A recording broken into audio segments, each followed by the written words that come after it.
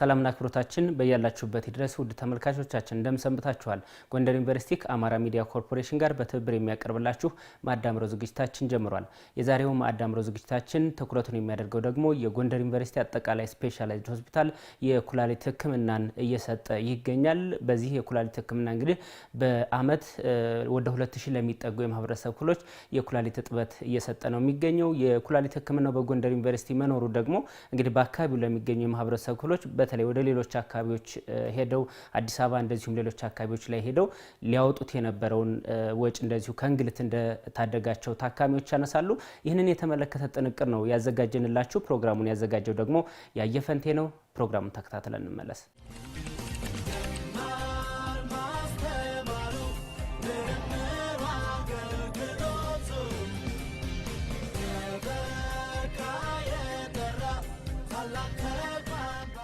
ለሰው ልጆች ጤና መጠበቅ ዋነኛ ሚና ከሚወጡ የሰውነት ክፍሎች መካከል የኩላሊት ተግባር ይጠቀሳል። ቆሻሻ ከሰውነት እንዲወገድ የቀይ ደም ሕዋስ እንዲመረት በማድረግና ሌሎች ተግባራትን በመከወን ኩላሊት ዘርፈ ብዙ ስራዎችን ያከናውናል። ኩላሊት በአግባቡ ስራውን ማከናወን በማይችልበት ወቅት የኩላሊት ህመም እንደተከሰተ ይጠቀሳል። ከአሚኮ ጋር ቆይታ ያደረጉት በጎንደር ዩኒቨርሲቲ አጠቃላይ ስፔሻላይዝድ ሆስፒታል የኩላሊት ሰብ ስፔሻሊስትና የውስጥ ደዌ ስፔሻሊስት ዶክተር ጌታሰው ካሳው ስለ ኩላሊት ህመም እንዲህ ያነሳሉ። አንድ ጤነኛ ሰው ሁለት ኩላሊቶች አሉት፣ ከኋላ የጎን ክፍላችን ላይ የሚገኙት እነዚህ ኩላሊቶች የራሳቸው የሆነ ኖርማል አቀማመጥ ኖርማል የሆነ ስራ አላቸው። በዋነኝነት ቆሻሻን ከሰውነት ማጽዳት፣ አንዳንድ ንጥረ ነገሮችን ምጥጥናቸውን ማስተካከል፣ የቀይ ደም ሕዋስ እንዲመረት ኃይል መሆን፣ የቫይታሚን ዲ ምርት እንዲመረትና የአጥንታችን ጤንነት እንዲጠበቅ ማድረግ፣ አጠቃላይ የሰውነታችን ጤናማ ሁኔታ መቆጣጠር እና ግፊታችን ከፍ ዝቅ እንዳይል መቆጣጠርና ሌሎች ወሳኝ ስራዎች አሉ። አንድ ሰው ኩላሊቱ ታመመ የምንለው ወይ አቀማመጡ ወይ መጠኑ ላይ ኩላሊቶች ችግር ሲኖሩ ወይ ደግሞ እነዛ ባይናችን የማናያቸው ስራዎቹ ሲዛቡ አንድ ሰው የኩላሊት ህመም አለበት ብለን ክሩሊ ዲፋይን ልናደርገው እንችላለን። ወደ በጣም የተለያዩ አይነት የኩላሊት ዝርዝር በሽታዎች አሉ። ስር የሰደደ የኩላሊት በሽታ የምንለው አለ፣ ወይም ክሮኒክ ኪድኒ ዲዚዝ የምንለው፣ አጣዳፊ የኩላሊት በሽታ የምንለው አለ፣ ወይም ደግሞ አኪዩት ኪድኒ ኢንጁሪ የምንለው።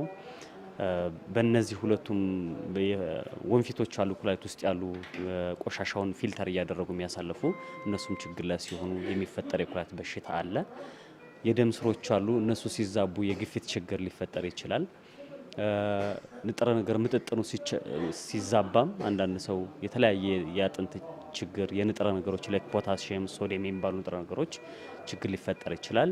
ኩላሊት በትክክል ውሃን ማስወጣት ካለመቻሉ አንጻር ደግሞ ሰውነታችን በተለያየ አጋጣሚ ፈሳሽ አጠራቅሞ ሰውነታችን ሲያብጥል እናገኘው እንችላለን። እነዚህ ዋና ዋናዎቹ ችግሮች ናቸው ማለት ነው።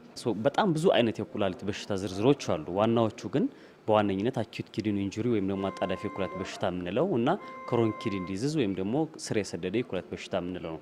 ስለዚህ አንድ ሰው እነዚህ በሽታዎች ስፔክትረም ናቸው። ቀስ በቀስ ነው ኩላሊቱን እየጎዱት የሚሄዱና የመጨረሻው ደረጃ ላይ ስራው ቶታሊ ኩላሊቱ ሙሉ በሙሉ ሲያቆም ኩላሊት ደከመ ብለን እናገራለን ማለት ነው። ስለዚህ ኩላሊት ደከመ ስንል ሁለት አይነት የኩላሊት መድከም አለ ማለት ነው። አጣዳፊ የኩላሊት መድከም አለ። ድንገት በቀናትና በተወሰኑ ወራትም ውስጥ ኩላሊት ሙሉ በሙሉ ስራው ሊያቆም ይችላል። ይሄ አጣዳፊ የኩላሊት መታወክ ወይም ደግሞ መድከም እንለዋለን። አንዳንድ ጊዜ ደግሞ ኩላሊቱ በጊዜ ሂደት በአመታት ምናልባትም በትንሽ አመታት ወይም በብዙ አመታት ሂደት ውስጥ ኩላሊቱ ሙሉ በሙሉ ስራውን አጥቶ ሰዎቹ ዳያሊሲስ ላይ ወይም ሌላም ተጨማሪ ሕክምና ላይ ሊሆኑ ይችላሉ። ይሄ ደግሞ ሂደት ስር የሰደደ የኩላሊት መድከም ወይም ደግሞ የዘገየ አይነት አመጣጥ ያለው የኩላሊት መድከም ብለን እንጠራዋለን ማለት ነው። ለኩላሊት ህመም መከሰት የተለያዩ መንስኤዎች እንዳሉም ይጠቀሳል። አጣዳፊ የኩላሊት በሽታ ብዙ ጊዜ የሚመጣው በተለያየ አጋጣሚ በተቅማጥ፣ በትውኪያ፣ ደም በመፍሰስ የተለያዩ የህመም ማስታገሻዎችን ያለ ቁጥጥር በመውሰድ ለራስ ምታት፣ ለጀርባ ህመም፣ ለመገጣጠሚያ ምት የሚወሰዱ መድኃኒቶች አሉ። እነዚህን ያለ አግባብ በመውሰድ በሐኪም ያልታዘዙ መድኃኒቶችን በመውሰድ ኩላሊት እነዚህን ቆሻሻዎች ማስወገድ ግዴታዋ ስለሆነ በእነዛ ምክንያት ይጎዳል። ከፍተኛ የሆነ ኢንፌክሽን ሲኖር ሰውነታችን ውስጥ በህክምናም የሚታዘዙ የተለያዩ መድኃኒቶች ሊኖሩ የጎንዮሽ ጉዳታቸው እንደዛ ሊሆን ይችላል። ስለዚህ እነዚህ ነገሮች በሚኖሩበት ጊዜ ኩላሊት በአጣዳፊ ሁኔታ ሊታወክ ይችላል። ስር የሰደደ የኩላሊት በሽታ የሚከሰትባቸው ዋና ዋና ምክንያቶቹ ግን አንደኛው ስኳር ነው። በትክክል ያልታከመ ስኳር ዓለም አቀፍ ላይ ማህበረሰብ ላይ አንደኛ የኩላሊት የድክመት ምክንያት ስኳር በሽታ ነው። ሁለተኛው የግፊት በሽታ ነው። ያልታከሙ ወይም ደግሞ ከቁጥር ውጭ የሆኑ ግፊት በሽታ ቅድም ወንፊቶች ብያለሁ የማጣሪያ ነገሮች እነሱ ሲጎዱ ግሎሜሩሎኔፍራይተስ ወይም ደግሞ ግሎሜሩሎኔፍራይተስ ብለን እንጠራዋለን እነሱ ሲጎዱ የሚመጣ በሽታ አለ የልብ በሽታ ያመጣዋል ኦቤሲቲ ያመጣዋል ሲጋራ ማጨስ ያመጣዋል የተለያዩ ካንሰሮች መድኃኒቶቹ ሞር ካንሰሩ በቀጥታ የኩላሊት በሽታን ያመጣዋል የተለያዩ ኢንፌክሽኖች ተላላፊ በሽታዎች ኤችአይቪን ጨምሮ የሄፓታይቲስ ቢ ሄፓታይቲስ ሲ እነዚህ ሁሉ ያመጡታል የተለያዩ ኢቭን ቀላል ምንለው ጉንፋን በሽታ የኩላሊት በሽታ ሊያመጣው ይችላል ቆዳ ላይ የሚመጡ ኢንፌክሽኖች አሉ ከዛ ውጭ ደግሞ አንዳንድ የሰውነታችን የኛን ሰውነት መልሶ የሚያጠቃበት ሁኔታ አለ አውቶኢሚዩን ዲዚዝ ብለን የምንጠራው ለምሳሌ ኤስኤልኢ ብለን የምንጠራው አለ ሴቶቹ ላይ ነው ብዙ ጊዜ የሚፈጠረው ጸጉራቸውን ይነቃቅላል ቆዳቸው ላይ ለምጥ ያወጣል መገጣጠሚያቸውን ያማል አት ዘ ሴም ታይም ደግሞ በተመሳሳይ ሰዓት ኩላሊታቸውን ከጥቅም ውጭ ሊያደርግ ይችላል ሶ በጣም ብዙ ዝርዝር በሽታዎች አሉ በዋነኝነት ግን ስር የሰደደ የኩላሊት ድካም የሚያመጡት ስኳር ግፊት የኩላሊት የማጣሪያ ክፍሎች መጎዳት የልብ በሽታ እነዚህና ዋና ዋናዎቹ ናቸው ሌሎችም ግን አሉ ማለት ነው የህመሙ ምልክቶች በአብዛኛው ኩላሊት ስራውን በሚያቆምበት ወቅት እንደሚታዩም ዶክተር ጌታሰው ያነሳሉ ስለ ምልክቶቹ ስናወራ በአብዛኛው ምልክቶቹ የሚወጡት ስራዎቹ ከሚዛቡት የስራ ሁኔታዎቹ አንፃር ነው ዋናው የኩላሊት ስራ ከሰውነት ውስጥ ቆሻሻን ማስወገድ ነው በፈሳሽ መልክ ወይም በጠጣር መልክ ከሰውነታችን ፈሳሽን ያስወግዳል ስለዚህ ፈሳሽ ስለማይወገድ ሰውነታቸው ያብጣል ብዙ ጊዜ ጧት ሲነሱ ፊታቸው አካባቢ ማበጥ ሊያገኙ ይችላሉ እዚህ አካባቢ ፊታቸው ማበጥ ከዛ እየባሰ ሲሄድ ወደ እግራቸው ማበጡ ይሄዳል ከዛ እየባሰ ሲሄድ ወደ ሆዳቸው ማበጥ የሚመጣው መጀመሪያ ላይ ግን እነሱ ላያዩት ይችላሉ ጧት ተነስቶ መስታወት ማያዩ ከሆነ ፊታቸው ላይ ያለው ውበት ላያዩትም ሁሉ ይችላሉ ስለዚህ ሰውነት ማበጥ አንደኛው ነገር ነው የሽንት ቀለም መቀየር ወደ ቀይነት ወይም ወደ ቀለም ሊቀየር ይችላል የሽንት መጠን መቀነስ ሌላኛው የኩላሊት በሽታ ምልክት ነው ግፊት ከፍ ማለት ሌላኛው የኩላሊት በሽታ ምልክት ነው ከዚህ ውጪ ግን ባይናችን ማናቸው የኩላሊት በሽታ ምልክቶች አሉ በላቦራቶሪ ብቻ የምናያቸው አንዳንዴ የኩላሊት በሽታ ምልክት የሚመጣው ኩላሊቱ ስራው 70-80% የኩላሊት ስራ ከተጎዳ በኋላ ነው ምልክቱ የሚመጣው ስለዚህ ኩላሊት በሽታና ምልክቶቹ በተመሳሳይ ሰዓት አይመጡ ኩላሊቱ በጣም በከፋ ሁኔታ ከተጎዳ በኋላ ነው ምልክቶቹ የምናያቸውና ምልክቶቹ የሚወጡ በጣም ዘግይተው ስለሆነ ጉዳቱ ቀድሞ ነው የሚከሰተውና ብዙ ጊዜ ለዛ ነው ቀድሞ በመመርመር የኩላሊቱን ጤና ይወቁ ብለን የምንናገረው ስለዚህ በጣም ከተጎዳ ከተባባሰ በኋላ ነው ኩላሊቱ ምልክት የሚያሳየው የሰውነት ማበጥ ሊሆን ይችላል አንዳንድ ጊዜ በጣም በሽታው እየከፋ ሲመጣ አተነፋፈሳቸው ይቀየራል ኦክሲጅን ላይ ይሆናሉ ራሳቸውን ይስታሉ ምግብ መብላት አይችሉም ያስታውካቸዋል ሰውነታቸውን ያማቸዋል ያሳካቸዋል ሰውነታቸው ኪሎአቸው እየቀነሰ ይመጣል እንቅልፍ አይተኙም በትክክል አሁን ስር የሰደደ የኩላሊት በሽታ ሲሆን ምልክቱ ሁሉ አንዳንድ ጊዜ መድከም ሊሆን ይችላል በቃ ምክንያቱ ያልታወቀ ድካም ምክንያቱ ያልታወቀ ማስታወክ ሊሆን ይችላል ምክንያቱም ቀስ በቀስ ነው እየጎዳቸው የሚመጣ ልክ ኩላሊቱ ከቁጥጥር ውጭ የሆነ ችግር ሲገጥመው ሰውነታቸው ማበጥ ይጀምራል ግፊታቸው ከፍ ማለት ይጀምራል ቅድም እንዳልኩ የአንጎል ስራቸው ሊታወክ ይችላል የልብ ስራቸው ሊታወክ ይችላል የሳንባ ስራቸው ሊታወክ ይችላል አንዳንዶቹ ምልክቶች ከኋላ ነው የሚመጡት ቀስ ይያሉ ነው የሚመጡት እና የቀድሞ የሚመጡት ምልክቶች ብዙ ጊዜ መገለጫ ለኩላሊት ብቻ ላይ ሆኑ ይችላሉ ኢንፌክሽን ሊያመጣቸው የሚመስሉ ሌላ የሚያመጣቸው የሚመስሉ ምልክቶች አሉና የኩላሊት በሽታ በተፈጥሮ እንደማጠቃለያ መሆን ያለበት ነገር የራሱ የሆነ ቀድሞ የሚመጣ ምልክት ላይ ኖሮ ይችላል ምልክቱ የሚመጣው በጣም ዘግይቶ ነው ኩላሊቱ በከፋ ሁኔታ ከተጎዳ በኋላ ነው ብዙ ጊዜ ምልክቶቹ የሚመጡት ማለት ነው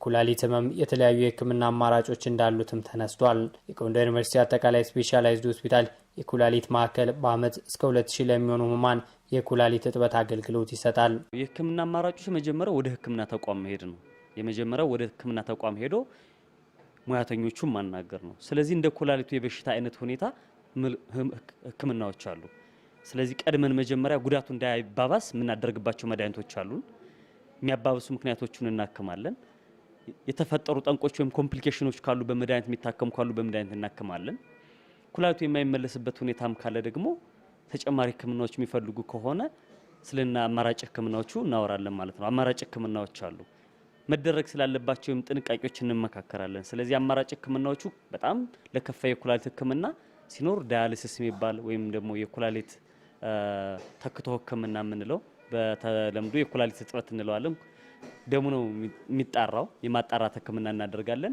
ከዛም ሲያልፍ እንግዲህ እስከ ንቅለ ተከላ ድረስ የሚደረጉ ሂደቶች አሉ በዋነኝነት በመድኃኒት የሚታከም ኩላሊት አለ ምክንያቱም በማከም የምናክመው የኩላሊት በሽታ አለ። ቀላል ማስተካከያዎች በማድረግ የምናክመው ነገር አለ። መድኃኒቶችን ሲምፕል መድኃኒቶችን በማስተካከል የኩላሊት በሽታ እንዲያገግም ማድረግ እንችላለን። በጣም ቀላል ፈሳሽ በመስጠት የምናገግመው ልናድነው የምንችለው የኩላሊት በሽታዎች አሉ። አንዳንድ መድኃኒቶች አሉ፣ ስቴሮይድ የሚባል መድኃኒት ሰጠን የምናክመው የኩላሊት በሽታዎች አሉ። ስለዚህ ወደ ተቋም በመሄድ ሐኪሞቹን ማናገር ወሳኝ ነገር ነው ማለት ነው። ስሜ ሲስተር ዮርዳኖስ ብርሃኑ እባላለሁ። በጎንደር ዩኒቨርሲቲ አጠቃላይ ስፔሻላይዝድ ሆስፒታል በኩላሊት እጥበት ማዕከል ውስጥ አስተባባሪ ነኝ። ማዕከላችን አገልግሎት መስጠት የጀመረው በ2009 ዓ.ም ነው። ይህም ማለት በአማራ ክልል ብቸኛው የኩላሊት ህመም ማዕከል ሆኖ ነበረ አገልግሎት ሲሰጥ የነበረው። አሁን ግን ባህር ዳር አለ። ነገር ግን አሁን ላይ በአመት እስከ 2000 ድረስ የሚደርሱ ታካሚዎችን አገልግሎት እየሰጠን በቀን ደግሞ ከ6 እስከ 8 ለሚሆኑ ታካሚዎች አገልግሎት እየሰጠን እንገኛለን። ባሉን ማሽኖች ታካሚዎችን አገልግሎት እንሰጣለን፣ እጥበት አገልግሎት እንሰጣለን። ከዛ ጎን ለጎን ደግሞ የጤና ትምህርት ዛሬ እንዳያችሁት የጤና ትምህርት ወራዊ የሆነ ታካሚዎች ጋር በመገናኘት የጤና ትምህርትን እንሰጣለን። በሰፊ ደግሞ የ24 ሰዓት አገልግሎት እንሰጥበት ተቋም ነው። እዚህ ጋር ያሉ ታካሚዎች ከሕክምናው ጎን ለጎን የስነ ልቦናን ደግሞ እንትን ማድረግ ስላለብን ያንን በአግባቡ እየሰራ እንገኛለን። ለእጥበት በሚመጡበት ሰዓት ያው ሁሌም ማድረግ ያለባቸውን ነገሮች ሁሉም ባለሙያ ይነግራቸዋል። ማለት የአመጋገብ ስርዓታቸውን እንዲያስተካክሉ፣ ኖርማል ክብደት እንዲጨምሩ አይመከርም፣ ፈሳሽ ነገር እንዲወስዱ አይመከርም እና ያን ነገር እንዳያደርጉ እንመክራለን። ንቅለ ተከላ እስካላደረጉ ድረስ እጥበት ላይ ነው አሁን እነሱ ተወስኖ ያሉት በእጥበት ላይ ስለሆነ ያለምን ማቋረጥ በወጣላቸው ፕሮግራም መሰረት እጥበታቸውን እንዲያደርጉ ነው እኛ የምንመክረው። እንየው መለሰ ወርቅ እባላለሁ። በጎንደር ዩኒቨርሲቲ በዲያሊሲስ ክፍል ዲያሊሲስ ነርስ ነኝ። በመጀመሪያ ደረጃ ይህ ማሽን ኩላሊት የሰውነታችን ማጣራት ሲያቆም ልክ እንደ ኩላሊቱ ነው የሚያገለግለን ነው ይሄ ማሽን ማለት ነው። ስለዚህ ከሰውነት በመጀመሪያ ደረጃ ፊስቱላ ይባላል። ከዚህ ላይ ይሰራል። አስቀድሞ ከ2 ወር ከመጀመራቸው በፊት ከ2 ወር ወይ ከ3 ወር ቀድሞ ነው መሰራት ያለበት። ስለዚህ ዝግጁ ሲሆን ለኩላሊት እጥበት ዝግጁ ሲሆን ታካሚዎቻችን በቀጠሯቸው መሰረት እየመጡ ይታጠባሉ ማለት ነው። ያልተጣራው የሰውነታችን ደም ይሄ እንደሚታየው ይሄኛው ማለት ነው። ያልተጣራውን ወስዶ ይህ ማሽኑ አጣርቶ እቺ ነች እንግዲህ ዋናው እንደ ኩላሊታችን የምታገለግለው ማለት ነው። ዲያላይዘር ትባላለች። ልክ እንደ ኩላሊታችን የምታሰራው ሰው ሰራሽ የኩላሊት ማጣሪያ ማለት ነች። ስለዚህ ለኩላሊት ማጣራት የሚያስፈልጉ ብዙ ግብአቶች ናቸው ያሉት። እነዚህ የምታያቸው አሲድና ቤዝ ናቸው። የሰውነታችን የአሲድና ቤዙ ተመጣጣኝ እንዲሆን የሚያገለግሉ ናቸው። ይሄ አሲድና ቤዝ ይባላል። ይሄ እያንዳንዱን እንትን መረጃዎቹ የሚሞላው አሁን ለምሳሌ የደንበኛችን ዛሬ የሚወጣለት የምናወጣለት ያሰብነው የሰውነት ውስጡ ያለው የፈሳሽ መጠን 1 ነው ዛሬ የምናወጣለት ማለት ነው። 1 ሊትር ማለት ነው። ስለዚህ ይህ ሊትር ለ3 ተኩል ነው እኛ የምንሰራው ባለን የማሽን እጥረት እና የሰው ብዛት አንጻር 4 ሰዓት ቢሆን የሚሰራው ግን እኛ ለ3 ተኩል ያክል ነው ለማዳረስ ሲባል ማለት ነው። ለ3 ተኩል ነው የምንሰራው። ስለዚህ በዚህ መንገድ ነው ማለት ነው የሚካሄደው። ስለዚህ ይሄ ቀዩ የሚያሳየን ቀጥታ ያልተጣራው የደም አለ አይደል፣ ከደንበኞቻችን ያልተጣራው ሚይዝልን ማለት ነው። ቀጥታ ካርተር የሚመጣው ያልተጣራውን የደም አይነት ነው የሚያሳይልን። እችኛዋ ደግሞ እንዳልከው ሰማያዊ ደግሞ የተጣራው ማለት ነው። ተጣርቶ እችኛዋ ማለት ነው ኦልሬዲ ቻውን የተጣርታ ቀጥታ ከሰውነታችን የሚመለሰው ማለት ነው። ይሄኛው ቀዩ ገና ተጣርቶ ማለት ነው ሊጣራ የሚሄደው ነው ማለት እዚች ጋር ለመድረስ ማለት ነው። ተጣርቶ አይደል የሚሄደው፣ ይሄ እያዞረ ተልቶሎ የሚያደርስልን ነው። ስለዚህ ቀዩ ማለት ያልተጣራው ነው። ይሄኛው ደግሞ ተጣርቶ ወደ ሰውነታችን የሚመለሰው ማለት ነው። አሁን አረንጓዴ ነው የሚታየው፣ ማሽኑ በትክክል መስራቱን ያሳየናል ማለት ነው። አሁን ከዚህ የሆነ ችግር ቢፈጠር ሌላ ቀለም ነው የሚሆነው፣ ወይ ቢጫ ይሆናል፣ ማስጠንቀቂያ አላርም ያደርጋል። እያንዳንዱ አሁን ቀጥታ ወይ ከኖርማሉ ወጣ ያለ ነገር ካለ አላርም ያደርጋል ይህ ማሽኑ። ስለዚህ አላርም እንዳደረገ ቀጥታ ወደ ቢጫነት ይቀየራል ያኛው ማለት ነው። አሁን ግን በትክክል እየሄደ እንደውም ማሳየው በዚህ መለየት እንችላለን ማለት ነው። በአረንጓዴዋ ቀለም መቀየር እንችላለን ማለት ነው። በሽታው ከተረጋገጠ በኋላ የሚከለከሉ ነገሮች አሉ። በጥንቃቄ ማድረግ ያለብን አለ። ካመጋገብ ጀምሮ፣ ካኗኗራችን ጀምሮ መድኃኒት የሚታዘዙ መድኃኒቶቹን ከማስተካከል አንጻር ስለተፈጠሩ በሽታዎቹ መደረግ ያለ እያንዳንዱ በሽታ ጠንቅ ሲመጣ የሚደረጉ ጥንቃቄዎች አሉ። አሁን የኩላሊት በሽታ ብቻውን በራሱ የሚቆም ነገር አይደለም።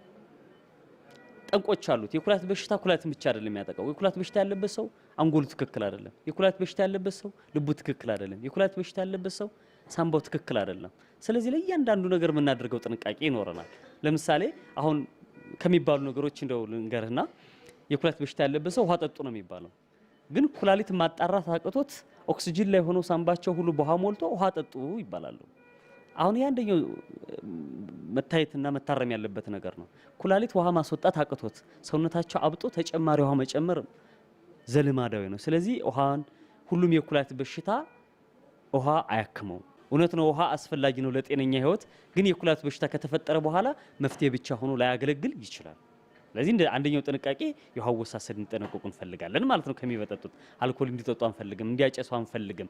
የምግብ ሁኔታቸው እንዲመጣጠን እንፈልጋለን። የተመጣጠነ ምግብ ግን አሁን ዳያሊሲስ ላይ ያሉ ፔሸንቶች ወይም ደግሞ የገፋ ስር የሰደደ የኩላሊት ችግር ያለባቸው ሰዎች ፖታሺየም፣ ፎስፈረስ የሚባሉ ንጥረ ነገሮች አሉ። እነሱ ከፍ ስለሚሉ እነሱን የምናመጣጥንባቸው ምግቦች አሉ። ከኛ ጋር ሲመካከሩ የምንነግራቸው ነው የሚሆነው። ለስኳሩ የሚደረግ ጥንቃቄ አለ። ጨው እንዲያበዙ አንፈልግም፣ ለኩላሊቱም ሰውነታቸው እንዲያብጥም ለግፊቱም ስንል። ስለዚህ አጠቃላይ እነዚህ እንመክራለን።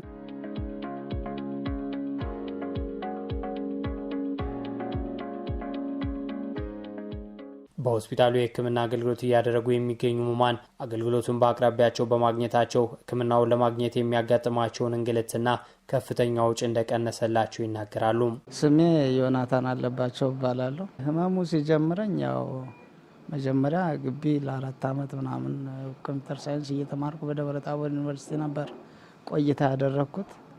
ከዛ በኋላ ያው ሳይታወቅ ለ1 ዓመት አካባቢ ስራ እየፈለኩ እያለሁ በአጋጣሚ ነው ያው እንዲሁ ታመሜ ወደ ሆስፒታል ገብቼ በድንገት ያው ኩላሊቴ ፌል እንዳደረገ ምናምን ተነገረኝ።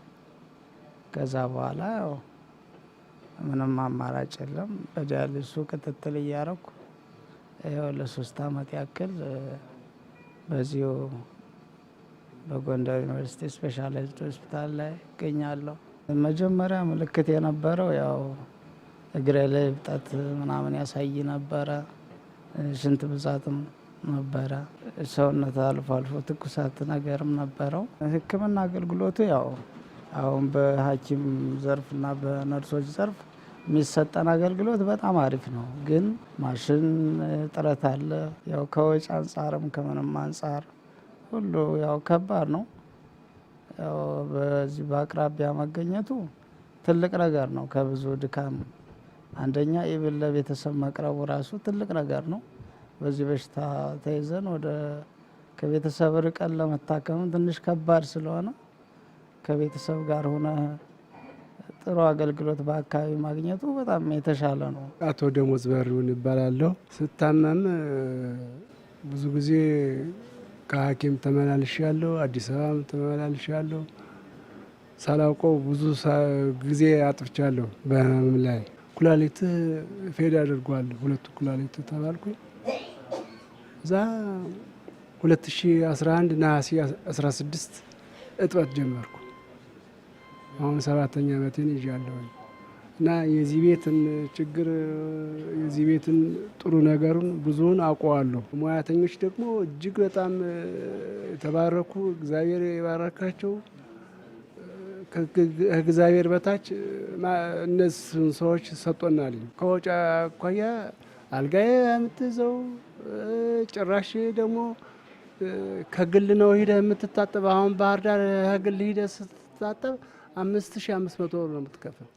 ከዚህ 900 ብር ነው የምንከፍል ስንታጠብ። ልዩነቱን እሰበው እንግዲህ። ስለዚህ በጣም እጅግ በጣም ልዩነት አለው። ስሜ አየልኝ አንጋው እባላለሁ። በአለፈው አመት መስከረም ወር ያው የኩላሊት ህመም ከፍተኛ እንትን ወደ ሞት ደረጃ ደርሼ ነው ወደዚህ ሪፈር ተብዬ የመጣሁት። ከገባው ጀምሮ ያው እስካሁን እየታጠብኩ ነው ያለው። በተለይ በአገልግሎት አሰጣጥ ከሙያተኞቹም ጀምሮ ይሄ የግቢው ሁኔታ እንደው አንዳንዴም ቁርስ ዳቦ ምናምን በመስጠት ብዙ እንትን የለም። በቃ የምናነሳው እንከን የለም።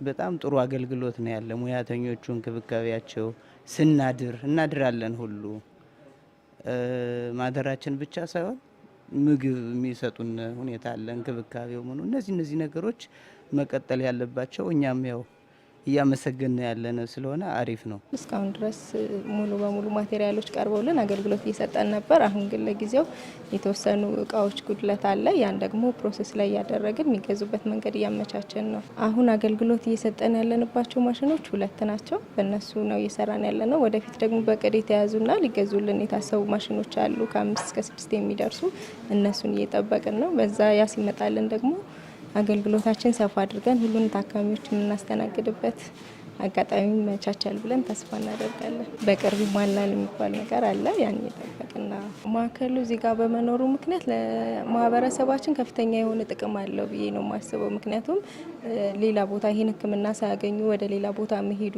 አሉና ያንን ነገር ከመቅረፍ አንጻር ባሉን ማሽኖች ተደራሽ ለማድረግ እየሞከርን ያለን። አሁንም ከዚህ በተሻለ ደግሞ ማሽኖቹን በሚጨምሩልን ሰዓት እነዚህ ታካሚ ለእጥበት ወደ ሌላ ቦታ መሄዱ ታካሚዎችን እዚሁ በማስቀረት አገልግሎት እንሰጣቸው የምንችልበት ነገር ይኖራል። ያ ማለት ደግሞ የእኛም ብቻ ሳይሆን መንግስታዊ ያልሆኑ ድርጅቶችንም ድጋፍ የሚጠይቅ ነገር ነውና ያንን ደግሞ ቢሆንልን የተሻለ ከዚህ አሁን ካለው የተሻለ ስራ በመስራት እና በማዘመን አገልግሎት እንሰጣ ይሆናል። ወደ ጤና ተቋማት በየወቅቱ በመሄድ ቅድመ ምርመራ ማድረግ ወሳኝነት እንዳለው ይጠቀሳል። የእኛ ችግራችን ከተጠቃን በኋላ ነው ወደ ሐኪም ቤት ምን ሄደውና ይሄ ግን መሆን የለበትም።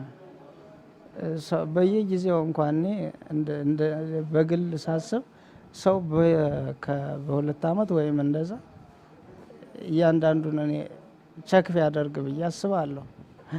ከባድ ነው ማለት ከተጠቃም በኋላ ሐኪም ቤት መሄዱ ጥቅም የለውም። በተለይ የህመም ስሜት ኖሮ ምልክቶች የሚያሳይ ከሆነ ቶሎ ቸክ አድርጎ ቢያንስ አገልግሎቱን ማግኘቱ ተገቢ ነው ብዬ አስባለሁ። ቸክ ማድረጉ በየጊዜው አሪፍ ነው ብዬ አስባለሁ። ሰዎች ጤናቸውን በየጊዜው ቸክ ቢያደርጉ በየጊዜው ባለሙያተኛ ቢያማክሩ መልካም ነው። የሰራውት ስህተት ምርመራ በየወሩ የጤና ተቋም ክትትል የማድረግ ጉድለት ነበረ። አዛ ስልስል እንደዛ እያረኩ መድኃኒቱን ብቻ በመውሰድ ቀን እየቀጠርኩት ለጠቅላላ ምርመራ እያልኩ ስቀጥር ወደኩ። ባለፈው አመት ስወድቅ ሪፈር ተብዬ መጣሁ ወደዚህ ሆስፒታል። ታመህ የምታስበው ነገርና በጤና ሆነ የምታስበው ነገር እጅግ በጣም የተለያየ መሆኑን ነው የተረዳሁት። እኔ አሁን ራሱ ማለት ያንን ነገር የጤና ክትትል ባለማድረግ የከፈልኩት ዋጋ አሁን ሌት ተቀን ለራሴ ለጭንቅላቴ ራሱ ይሰማኛል። ምናልባት ጤና ሰው ትዝ ላይለው ይችላል፣ ላይሰማው ይችላል። ጤና ያለ ሰው ጤናውን ከመጠበቅ በላይ ሌላ ስራ ሊኖረው አይገባም ብዬ ነው የማስበው። ሌሎች ሰዎች ግን መጠንቀቅ ይጠበቅባቸዋል። በጣም አደገኛ በሽታ ነው። ራሱን ቢጠብቅ ሰው የመጀመሪያው የጥንቃቄ ስራ መሆን ያለበት አካልን፣ ሰውነትን እነዚህ ከባባድ የሚባሉ በሽታዎችን ላለመጠቃት ጥረት ማድረግ የሚያስፈልግ ይመስለኛል።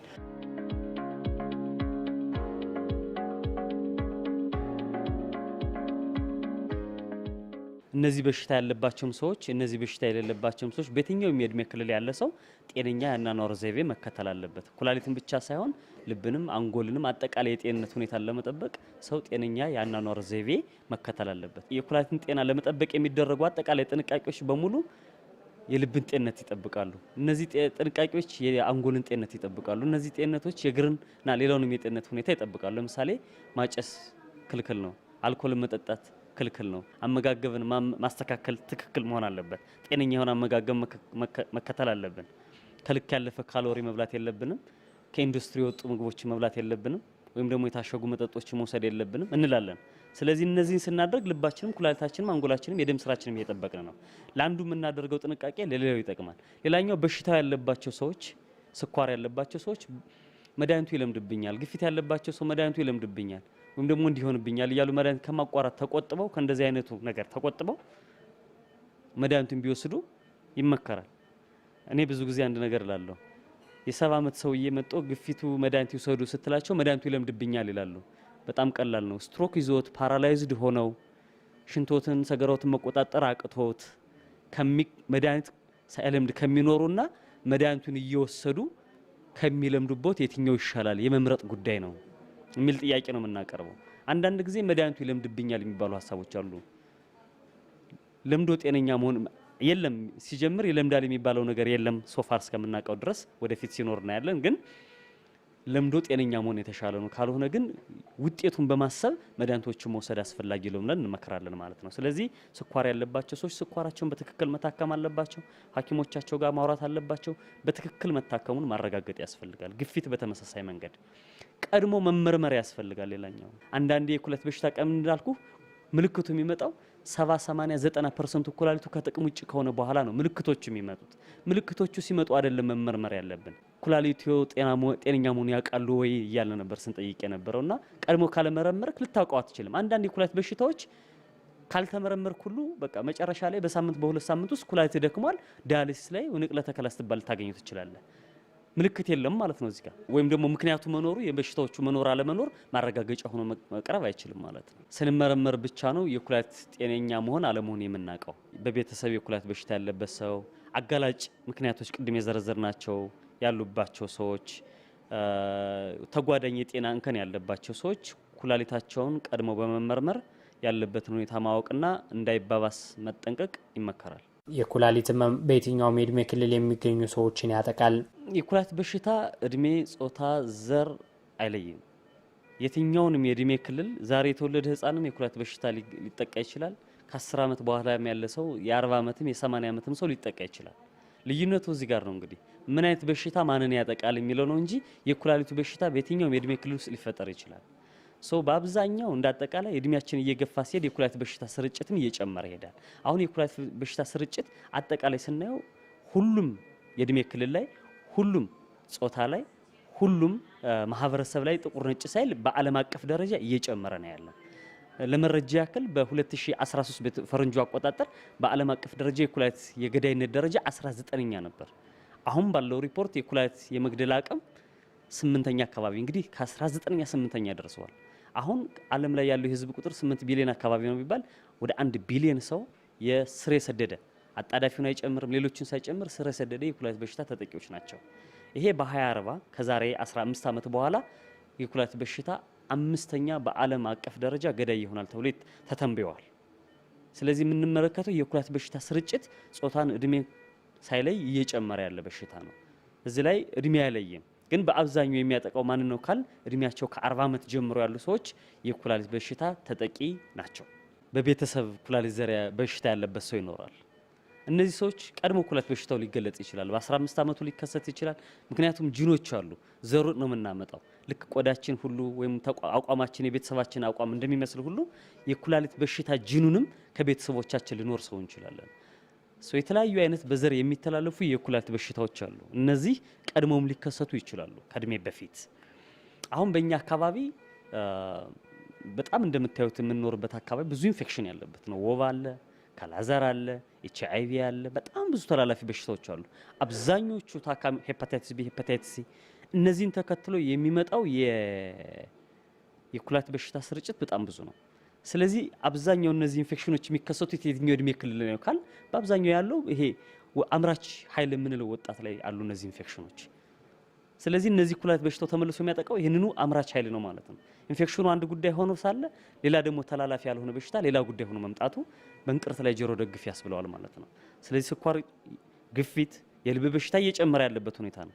አብዛኛው ማህበረሰባችን ኦቨር ዘ ካውንተር ፒልስ የምንላቸው ፋርማሲ ላይ ነው መድኃኒት ገዝቶ የሚወስደው። የመድኃኒቶችን የጎንዮሽ ጉዳት አያውቅም፣ አይጠይቅም፣ መረጃም አይወስድም። ይወስዳል ብቻ ራሱን ሲያም ይወስዳል፣ ኩላሊቱን ሲያም ይወስዳል፣ ጀርባውን ሲያም ይወስዳል። ይሄ ትክክል አይደለም። እነዚህም ያለ እድሜ ወይም ደግሞ ያለ እድሜ ገደብ የሌለው በሽታ ሆኖ እንዲመጣ ያደርገዋል የኩላሊት በሽታ ማለት ነው። ምክንያቱም ሁሉም ሰው እነዚህን መድኃኒቶች ለነዚህ ለዘረዘርኳቸው ኢንፌክሽኖች ተጋላጭ ስለሆነ ግዴታ እድሜውን መጠበቅ አይጠበቅበትም ይሄ በሽታ ለመምጣት ማለት ነው። ስለዚህ የትኛውም የእድሜ ክልል ተጋላጭ ነው፣ ግን ከ40 ዓመት በላይ ያሉ ሰዎች በይበልጥ ተጋላጭ ነው እናገኛቸዋለን። ማህበረሰቡ በየወቅቱ ወደ ጤና ተቋማት በመሄድ የኩላሊት በሽታ ችግር ከመፈጠሩ በፊት ጤናን መጠበቅ እንደሚገባ የሕክምና ባለሙያዎች ይመክራሉ።